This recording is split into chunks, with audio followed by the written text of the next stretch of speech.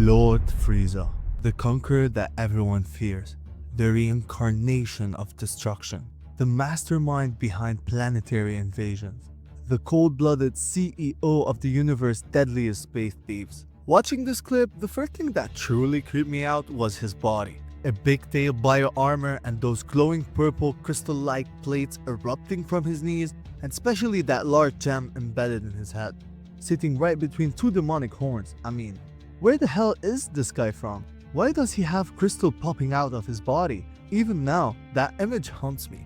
It's like something designed in a lab, not born naturally. And here's the thing, there's no official name for Frieza's race in both the anime and manga, and that, my friends, was intentional. In interviews, Toriyama said he didn't think it was necessary because this race was meant to feel alien, godlike, weird, a terrifying mystery that didn't need to be explained. Now, of course, in games like Xenoverse 2, we've seen them labeled as the Frieza race. I get it, it's the easiest way to identify them. Frieza is the son of the king of his kind. We'll talk about that in a moment. But naming the whole species after one of its members, it didn't sit right with me. In reality, Frieza's race is a term born from fans. We simply had nothing else to call them, so the fans improvised. But behind this mystery, there's something deeper, something the Dragon Ball universe barely scratched. So now, ladies and gentlemen, let's dive deep into what might be the darkest secret of Frieza, and maybe even of Dragon Ball itself. Because trust me friends, there's a lot to uncover. Looking at the known characters from Frieza's race, one thing is crystal clear. They're all freakishly powerful. In Dragon Ball Super Episode 19, Frieza casually reveals that he never trained a single day of his life. And yet, he was still strong enough to go toe-to-toe with Super Saiyan Goku on Namek. Let that sink in. No training, no technique, just pure raw terror. They're so overpowered that they can even survive the vacuum of space, withstand point-blank planet-level explosions, and even take a giant spirit bomb to the face like it's just a bad day. But as durable as they are, they're not immortal. Unlike Majin Buu, they don't regenerate. And we saw that brutally confirmed in Dragon Ball Z episode 121 when Future Trunks slices Frieza clean into pieces, then blasts him into cosmic confetti. That scene still gives me chills. Now, here's something even weirder. Cybernetics. Their bodies can be infused with robotics, giving them that infamous mecha look like we see with Mecha Frieza. That alone raises a strange, creepy question. Is there a gender in Frieza's race? Seriously, we've never seen Frieza wear clothes. There's no visible equipment, if you know what I mean. No banana, no fruit salad, no nothing. So, is he a male, a female, a transgender space lizard that has surgery to remove his dick? Well, to be clear, the character in the show do refer to Frieza using the he/him pronouns. But here's the catch. No female member of his race has ever appeared. Not in the anime, manga, movies, or games. Was Frieza the result of biological reproduction? Did King Cole do the deed with another male? Or is Frieza some sort of an artificial creature built in a lab or designed like a living weapon? The idea of Frieza being artificial kind of makes sense, but if he's really a lab creation, then why does he have a crystal embedded in his skull like it's his brain? He's not an undead walking corpse. He's actually intelligent. And that, ladies and gentlemen, leave us with a big question. How do they reproduce? Do they even need to reproduce? Are they asexual? Genetically engineered? Or maybe they just appear fully formed, like demonic gods with birth certificates signed by fate itself? Toriyama never addressed this mystery, which only makes it scarier. Left with no answers. Let's get into their transformations, because oh boy, it gets creepy really fast. We first see Frieza in his first form, small, horned, almost insect-like. It's the form most people know him for. But here's the twist. Frieza himself admits that this isn't his natural form. He only uses it to suppress his full power and control his chaotic energy. Then comes the second form, and it's a straight nightmare fuel. Massive build, sharper horns, and pure rage in physical form. Then the third form. Man, I don't even know what to say. He grows this giant xenomorph-looking pumpkin head with a pedo smile straight out of hell. Who designed this? It's disturbing. It's disgusting. It's awesome. But then we get his final form, and suddenly things get clean, sleek, minimal. polished. This form looks almost human. Smooth features, a toned body, and two crystals. One in the center of his stomach and one embedded in his head. Okay, but hold up. He has a crystal in his stomach. So like, where the hell did his organs go? Where's his stomach? And that head crystal, is that his brain? What is the species? This final form is believed to be Frieza's true natural form before he pushes it even further. Of course, there's his 100% full power version, same form, just jacked with huge bulking muscles, thick veins, and nuclear level rage. And that was it. For a while, until Dragon Ball Super brought in the golden form. But we're saving that monster for another video. So let's address some of the questions we just launched into your brain without giving you something to munch on. Yeah, we kinda dropped a whole cosmetic mystery on your head. Now, let's actually talk about it.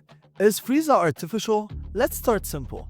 There's no evidence that Frieza was created in a lab or engineered like some kind of alien android. He's never called a clone, no wires, no tube, no made in test tube labels. So yeah, Frieza is most likely naturally born. But how exactly? Well, it could be asexual reproduction by King Cold or something even more bizarre, something outside human logic. Think of the Namekians. They lay eggs from their mouth and call it parenting. Maybe the Frieza race operates the same way. And that would explain a lot. No mothers, no women, no gender at all. Just purebred cosmic warlords spawning from themselves like walking curses. Okay, now that we know what his body's made of, what's the deal with his home planet? Ah yes, the classic origin question. And the answer is, we don't know. In the anime or manga, no official name is given for Frieza's homeworld. He rules a tons of planet, most notably planet Frieza 79, which acts as his empire's base. But that's not necessarily where he was born. Game lore theories? In some games, and I mean non-canon games, the Frieza race is said to come from places like Planet Cold, named after King Cold the King, or Planet Jazer. But again, that's not canon, just expanded media trying to fill in the gaps. Maybe they did have a home planet, but they conquered it, renamed it, or destroyed it just to prove a point. Or maybe they were never meant to come from anywhere at all. Maybe they just exist, hatched from black holes or cursed into existence by universe itself. Either way, they don't want you to know, and that's exactly what makes them so terrifying. Let's step back and look at the only two other known members of the Frieza's race with significant screen time. King Cold and Frost. Two characters. Two mysteries. The deeper you look, the weirder it gets. First off, King Cold. We meet him in Dragon Ball Z episode 120, when he arrives on Earth along Mecha Frieza, looking to get revenge on Goku. Except, he never gets the chance. Trunks slices through both of them like butter in the very next episode. So, who is King Cold? Well, he's Frieza's father, that's for sure. And possibly the one who taught him everything about ruling through fear. But here's where things get suspicious. He's always referred to as King Cold. The king of what exactly? He doesn't appear to control Frieza's empire. He travels with Frieza as a support, not a ruler, and Frieza never acts like he takes order from him. So is king just a title, a formality, an outdated role in a long-dead monarchy? What is it? Some fans theorized he used to rule the empire before passing it to Frieza, or that he operates like a mob boss, and Frieza is his warlord son, doing the dirty work. Others believe Cold was never the true leader, just an insanely powerful enforcer that Frieza's kept around as a last resort. What we do know is he's massive, even bigger than Frieza. He can presumably transform, since Frieza says he had to suppress his power with forms, so it's like genetic. And he wanted to fight Trunks using his sword, which kind of implies he's less of a fighter and more of an overlord. King Cold is powerful, yes, but mysterious and possibly obsolete. Now, let's talk about Frost, introduced in Dragon Ball Super episode 33 during the Universe 6 tournament. At first glance, Frost feels like the anti-Frieza. He smiles, he's polite, he fights with honor. The man's practically glowing with PR energy. Until surprise, he turns out to be just as evil as Frieza. He's manipulating the public, committing war crimes behind the scenes, and cheating in a tournament using a poison needle hidden in his arm. Classic. So what's the deal with him? Frost is the Frieza counterpart from Universe 6. That means their race spans multiple universes, suggesting that they aren't just rare, they're cosmetic level beings. Like Frieza, Frost can transform through multiple stages, even into a final form, suppresses his power, and likely survive in space and endure extreme physical damage. But here's where it gets juicy.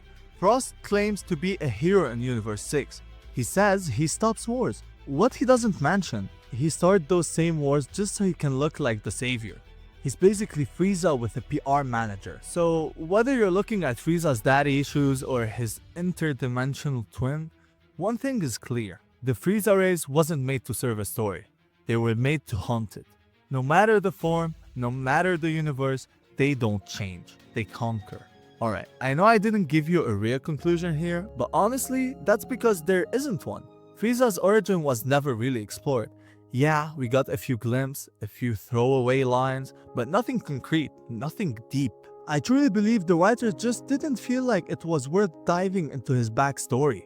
And honestly, that makes it one of the biggest unsolved mysteries in all of Dragon Balls. Anyway, thank you so much for watching this deep dive.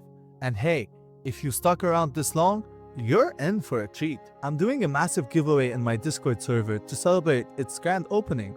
We're giving away Steam keys for Dragon Ball Sparking Zero, plus DLC packs for the game, totally free. All you gotta do to enter, join the Discord server. Head over to the giveaway tab, and you'll find all of the info there. Hit that subscribe button if you want more content like this, and smash the like if you enjoyed the video. Alright, I'm dipping out.